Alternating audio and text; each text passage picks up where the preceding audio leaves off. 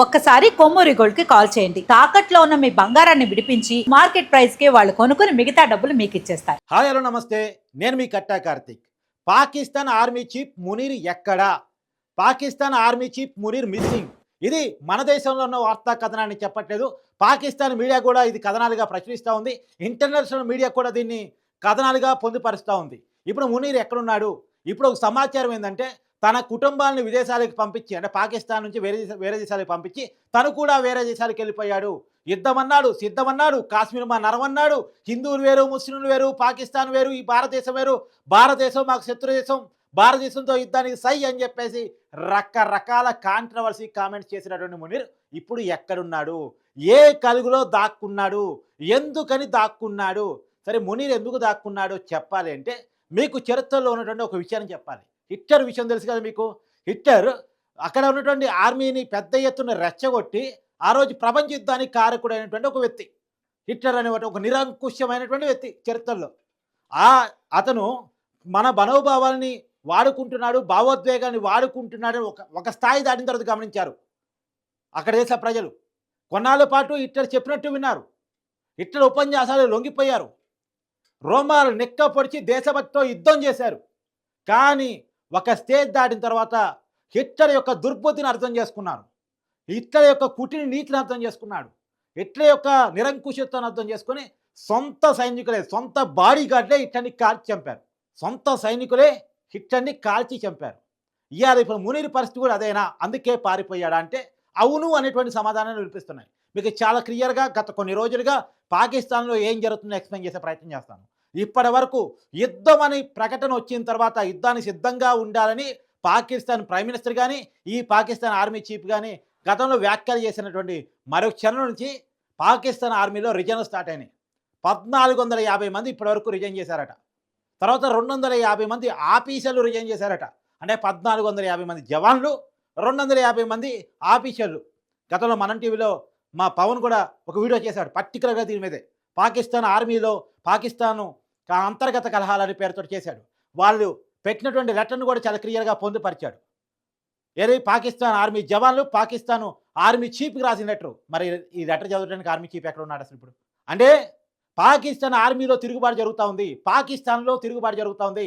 బెలూచిస్తాన్లో అక్కడున్న ప్రజలు BLF, Baluchi liberation front ప్రజలు పాకిస్తాన్ ఆర్మీ మీద తిరగబడి 7 ఆర్మీని, అంటే 7 జవాన్లని, పాకిస్తాన్ జవాన్లని గాయపరిచారు. ప్రజలు ఆర్మీ మీద తిరుగుబాటు చేస్తున్నారు యుద్ధం వద్దు అని చెప్పేసి. ఎందుకంటే ఆ దేశంలో తినడానికి తిండి లేదు, తాగడానికి నీళ్ళు లేవు, బతకడానికి పరిస్థితులు లేవు. ఒక్కసారి యుద్ధం ప్రకటన చేసిన తర్వాత అక్కడ ఉన్న పరిస్థితి ఏంటంటే, యుద్ధం ప్రకటన చేసిన తర్వాత రేట్లు విపరీతంగా పెరిగాయి. విపరీతంగా. అసలే మా ఊరిలో పాకిస్తాన్లో రేట్లు ఎక్కువ. అంటే ఎందుకంటే మన దేశంలో ₹1 అంటే వాళ్ళ దేశంలో ₹2తో సమానం. మనకాడ ₹100 పెట్రోల్ ఉంటే వాడి దగ్గర 200 ఉంటుంది. ఇప్పుడు అసలే ఎక్కువ అనుకుంటే, అసలే కడు పేదరికంలో అసమానతల్లో ఉన్నటువంటి పాకిస్తాన్లో రేట్లు విపరీతంగా పెరిగాయి. సో యుద్ధం అనేసరికి పాకిస్తాన్ ప్రైమ్ మినిస్టర్ ఇంటిని ముట్టడించడానికి కూడా పాకిస్తాన్ రెడీ అయ్యారు. పాకిస్తాన్ ప్రైమ్ మినిస్టర్ వ్యతిరేకంగా సగటు పాకిస్తాన్ వీడియో రిలీజ్ చేస్తున్నారు. ఒక రైతు వీడియో వైరల్ అవుతోంది, ఒక మహిళ వీడియో అవుతుంది. మా పిల్లగాడు ముడ్డికి వాటర్ ఇవ్వలే, నువ్వు కాశ్మీర్ కావాలని అడుగుతావు అని చెప్పేసి పాకిస్తాన్ ప్రైమ్ మినిస్టర్ ఒక సగటు మహిళ ప్రశ్నిస్తుంది పాకిస్తాన్. ఈ పరిస్థితుల్లో పాకిస్తానీల నుంచి తిరుగుబాటు, ఆర్మీల నుంచి కూడా, సొంత జవాన్ల నుంచి కూడా తిరుగుబాటు గమనించినటువంటి పాకిస్తాన్ ఆర్మీ చీఫ్ మునీర్ ఇప్పుడు మిస్సింగ్ అయ్యాడా? పారిపోయాడా? దేశం విడిచాడా? భారతదేశంతో యుద్ధం జరగకుండానే, యుద్ధం స్టార్ట్ కాకుండానే తోక ముడిచాడా? ఇప్పుడు ఇది పెద్ద ఎత్తున క్వశ్చన్ మార్కులుగా ఉన్నాయి. క్వశ్చన్ మార్కులు ఏముంది, దాంట్లో ఆన్సరే కనపడుతుంది మనకు క్లియర్గా. తోక ముడిచాడు, పారిపోయాడు, కలుగులో దాక్కున్నాడు, చాలా క్లియర్గా మనకు కనపడుతూ ఉంది. మరి ఇలాంటి వాళ్ళు ఎందుకు ప్రగల్భాలు పలుకుతారు అంటే మళ్ళీ క్లియర్గా చెప్తున్నాను. అక్కడ ప్రభుత్వం కూలిపోయే పరిస్థితుల్లో, ప్రభుత్వం మీద ప్రజలు తిరుగుబాటు చేసే పరిస్థితుల్లో ఉన్నారు కాబట్టి ప్రజల్ని మభ్యపెట్టడం కోసం, వాళ్ళ దేశభక్తిని తమ అవసరాల కోసం వాడుకోవడం కోసం భారతదేశంతో యుద్ధానికి సై అంటున్నారు. కానీ చాలా క్లియర్గా ఇంత ముందు లెక్క జనం లేరు. కొంత తెలివిగా ఉన్నారు, కొంత చైతన్యంగా ఉన్నారు. ఇప్పుడు అసలు విషయం ఎక్కడొచ్చింది? భారతదేశంలో కాశ్మీర్లో ఉగ్రదాడి జరిగింది. ఉగ్రదాడిలో 26 మంది నిరాయుధులైనటువంటి ప్రజలు చనిపోయారు. దీన్ని ఖండిస్తూ, దీనికి భారత్కు మేము సపోర్ట్గా ఉంటాం, ఉగ్రవాదుని ఏరివేయటంలో, ఉగ్రవాదులు మా దేశానికి వస్తే భారతదేశానికి పట్టిస్తాం, వాళ్ళని కఠినంగా శిక్షించాలని పాకిస్తాన్ చెప్పాలి. ఇలా మొక్కుబడిగా జరిగిన దాన్ని ఖండిస్తూ ఇంకోవైపు ఆర్మీ విన్యాసాలు చేస్తూ, యుద్ధానికి సన్నద్ధం అన్నట్టు విపరీతమైన వ్యాఖ్యానాలు చేస్తూ కాశ్మీర్ మీద కాంట్రవర్సీ కామెంట్ చేస్తూ ఉన్నారు. అంటే ఏంటి?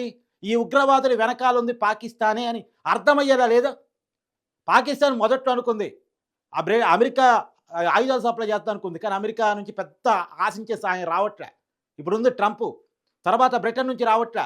చైనా సపోర్ట్ చేస్తా అనుకుంది. చైనాను కూడా ఇరు దేశాలు సమన్వయంతో ఉండాలని ఒక నీతి వ్యాఖ్యలు చెప్పడం ఫలితంగా చైనా కూడా డైరెక్ట్‌గా మనకి సపోర్ట్‌గా ఉండదు అని పాకిస్తాన్ అర్థం చేసుకుంది. సో, కాబట్టి ఇది జవాన్లకు అర్థమైన తర్వాత, వాస్తవాలు కొంత అర్థమైన తర్వాత వరుసగా రిజైన్‌లు పెట్టడం, లేఖలు రాయటం ఇయన్నీ జరుగుతుంటే ఈ పరిస్థితుల్లో జవాన్ల నుంచి సొంత తిరుగుబాటు వస్తది. అప్పుడు హిట్లర్ విషయంలో సొంత బాడీ గార్డ్‌లే హిట్లర్‌ని ఎలా కాల్చి చంపారో నాకు కూడా అదే పరిస్థితి వస్తదని చెప్పేసి పాకిస్తాన్ ఆర్మీ చీఫ్ మునీర్ దేశం విడిచి పారిపోయాడా అంటే, అవును అనేటువంటి సమాధానాలే మనకు వినపడతా ఉన్నాయి. రాబోయే కాలంలో అతను ఆచూకీ కనుక్కున్న తర్వాత మిగతా డీటెయిల్స్ గురించి మీకు చెప్పే ప్రయత్నం చేస్తాను.